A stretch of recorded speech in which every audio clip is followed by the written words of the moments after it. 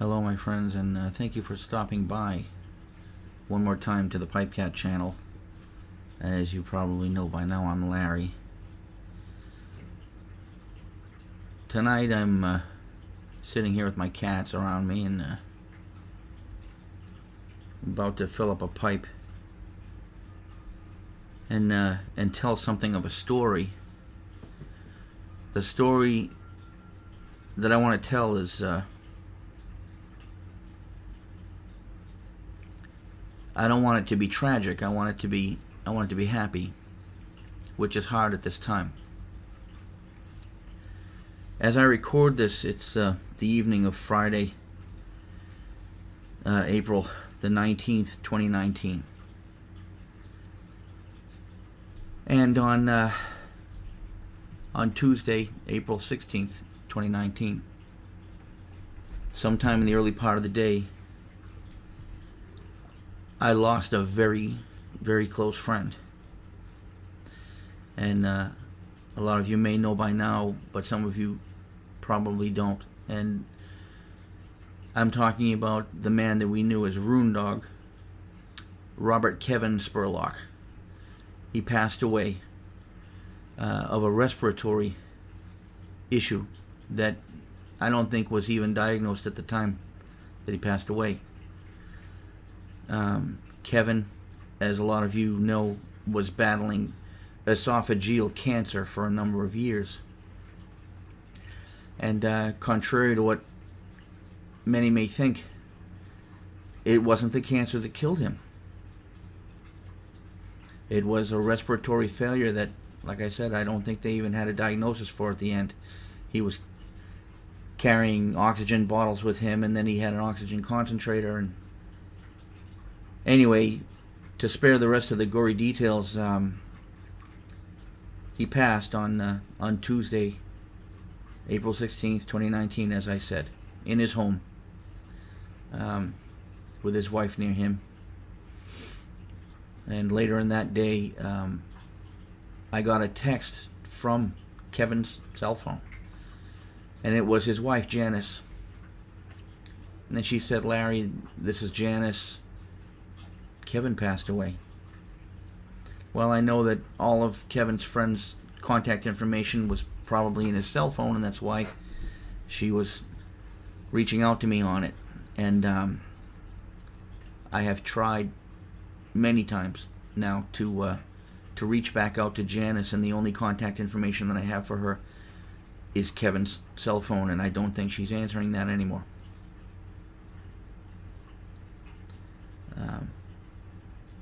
Kevin was one of my best friends, and for a lot of reasons. And you want to know something? I never met him. I never met RoonDog. We've traded gear, and we've traded tobaccos, and God knows we traded life stories.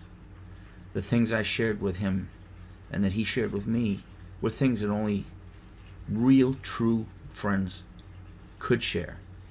And he was probably the most honest friend I've ever had, and I could tell him anything. And we talked on the phone about every other night for a while there, and then in the last couple of months, because of how busy I've been and how sick he's been, we've only spoken about once or twice a week. And the last time I talked to him was I think it was Monday the 15th in the evening. And he said, "I gotta go take care of my dogs." And I said, "Yeah, you know, I should probably start getting ready for bed myself." And I said, "I'll call you in a couple of days." And I never got that chance. But that was how the end came about. He did not die of cancer. In a sense, as he always said he would, he kind of beat it, I guess. I guess he beat it because his tumors had been shrinking, and he'd been responding well to the treatments and the chemo and the other meds that they had him on, and that was looking good. His hair was beginning to grow back after the chemo treatments. And all of a sudden, out of nowhere, this breathing problem happened and took him away from us. Well, I just want to remember Kevin. I thought about making this video, for days. I didn't want to post a video on YouTube about Kevin until his passing had been made public, which it finally was last night, Thursday, the 18th. In the evening of Thursday the 18th, in Billings, Montana, where he lived, they posted his death notice, and so I thought it would be okay to make this video now. Some other friends of his found out probably the same way I did, although we haven't communicated, any of us, so I'm assuming that Janice probably reached out to them as well on Kevin's cell phone, and a couple of them have made farewell videos to Kevin, but I mean, that's great. I mean, he should really be remembered, and everybody should know. But Kevin, I'm going to tell you right now, was, for as gentle a soul as he was a very tough guy. Tough in the spiritual sense, in being resilient to all the problems that he was faced with. That man, I know he made videos asking for support, but really what he was looking for was prayers, friendship. He wasn't saying, oh, somebody send me a cure. Somebody asked God for a miracle. No, he never did that. And I talked to him every single day, and he never complained about his cancer. He never did. He said, I've got it, probably going to die from it. If you remember Kevin and the way he spoke, my cat's making the rounds, I apologize, but Kevin would say, oh, I'm not complaining, I'm just having a tough night, And then we would talk, and I would get him out of the mood, and we would spend hours on the phone. We really would. There were many, many things about Kevin, RoonDog, that I'm sure so many of you probably will never know. And I want to send out my absolute supreme and sincere condolences to his wife, Janice, who I have been trying to contact. Janice, if you see this, I've been trying to reach you, okay? You can either call me on my cell phone, which is the one that you texted me on, or you can email me if you want at PipeCat@charter.net. Okay, PipeCat@charter.net. And I want to make sure, Janice, that you are doing okay. You and I probably said 20 words to each other since I've known Kevin, but I want you to know I'm right here. Whatever I can do remotely, because of my own limitations here, whatever I can do, I want you to ask me. And my thoughts and prayers also go out to Kevin's dear mother down in Florida, who's got issues of her own, and this was the last thing in the world I'm sure she needed right now. And Kevin has a sister who is a medical professional, who Kevin himself told me was down with their mom, looking out for her in a very tough time right now.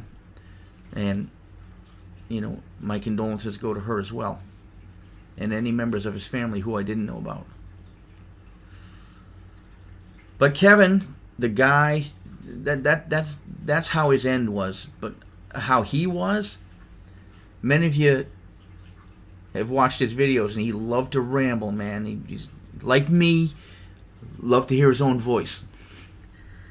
But the guy, he was a son of a preacher. How many people knew that? His father was a minister, which gave him very strong spiritual roots. And he was also a very avid hunter. In fact, he was something of a gun specialist, as he worked at a Cabela's for a long time and was in the gun department and knew a lot about it. I don't know anything about guns, but he was slowly educating me. There was the day that, maybe a year ago, Kevin, he called me and he says, God damn it, how do you put together videos with with what tools you have there, with the nice little captions and the music and the fade-ins. And how the hell are you doing that? Because at the time, he only knew how to live stream.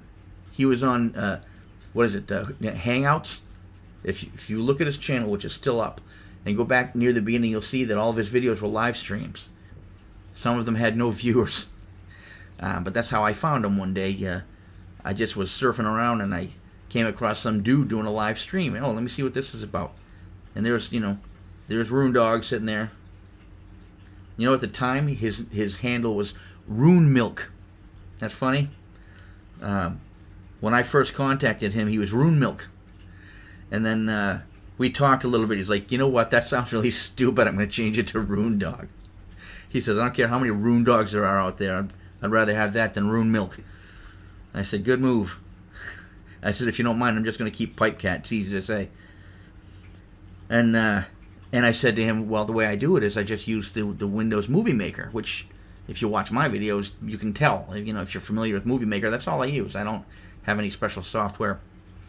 And Kevin said, damn it, I can't get that anymore. And you couldn't. You couldn't get Movie Maker, not that version. And then we were both on Windows 10. And I said, let me try something. And I ended up sharing a folder with him through Google, which I don't even know you can do anymore. I'm not sure you can do it anymore. And I sent him a copy of Movie Maker out of my computer that I still had. It worked. He was so happy. It made him so happy. And then came the series of videos with the way too loud background music. That's one of my favorite complaints with him. I tease him about that all the time. What's that, Kevin? You said something I think was about a pipe. All I could hear was bagpipes and heavy metal guitars. He loved his Celtic heavy metal. And all things Celtic, all things Lord of the Rings, he loved. He was just a freak for that. You can tell from his his avatar picture. He chose Radagast the wizard from the Lord of the Rings. That's who that character is that you see, with the smoke coming out of his ears. His favorite tobacco, which was very relevant to how we met. His favorite tobacco was always Frogmorton Cellar. He would do anything to get a hold of Frogmorton Cellar. He asked people to trade for it. Nobody did. One day I just surprised him. I had a pretty good stock of Frogmorton when McClellan closed their doors. And I said, nobody's going to appreciate Cellar more than Kevin. So I zipped up a bunch of stuff and I put it in a box and I just shipped it to him. And the phone call I got was, I don't believe you did that. I don't believe it. And of course, he loved to post thank yous to me whenever I sent him anything. And it's not like he didn't send me anything. He sent me handmade items. This is one that's one of my favorite things. My little RoonDog antler tamper with a 357 Magnum casing. I love this. This is well made. It's heavy as hell. And it will always remind me of him. He made me another one too. There was another antler that had a hook in it. Kind of looked like a can opener. I got that somewhere over there. And he just loved to correspond and he loved to talk. And when it came down to me being in crisis for things, spiritual crisis, sometimes even financial problems, which, nothing earth-shattering, but, just wondering what to do. And he was a man of limited means. But he knew what made him happy, and he didn't need millions of dollars to do that. And he also loved, what other tobaccos? He loved anything with chocolate in it.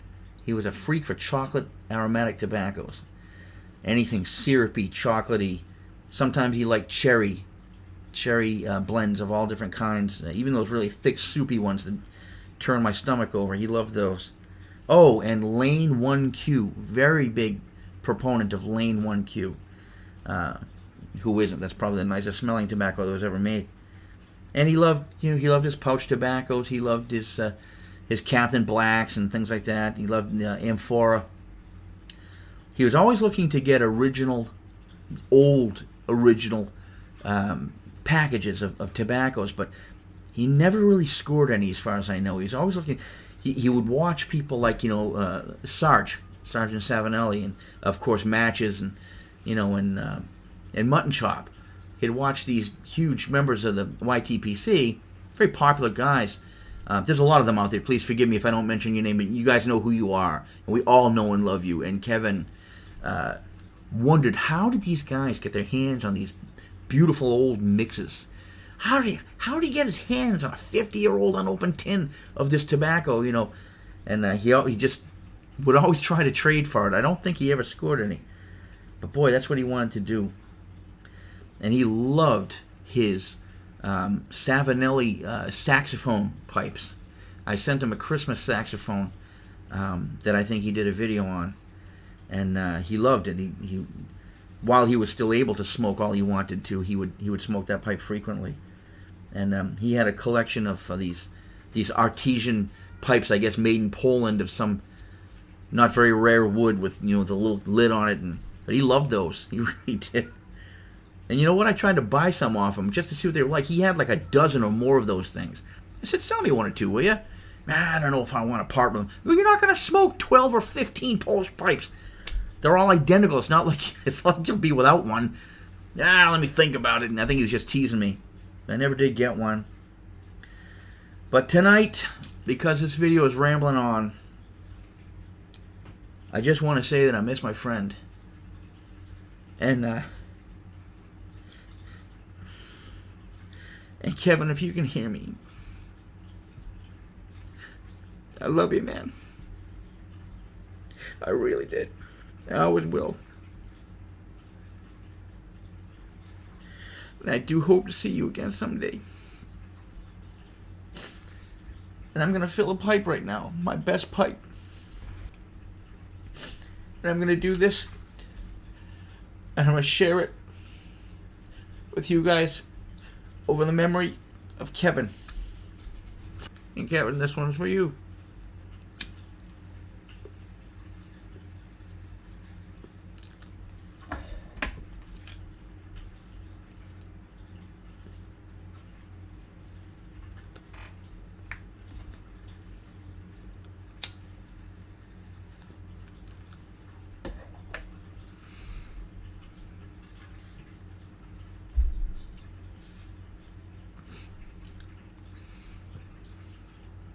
So RoonDog, this is a PipeCat.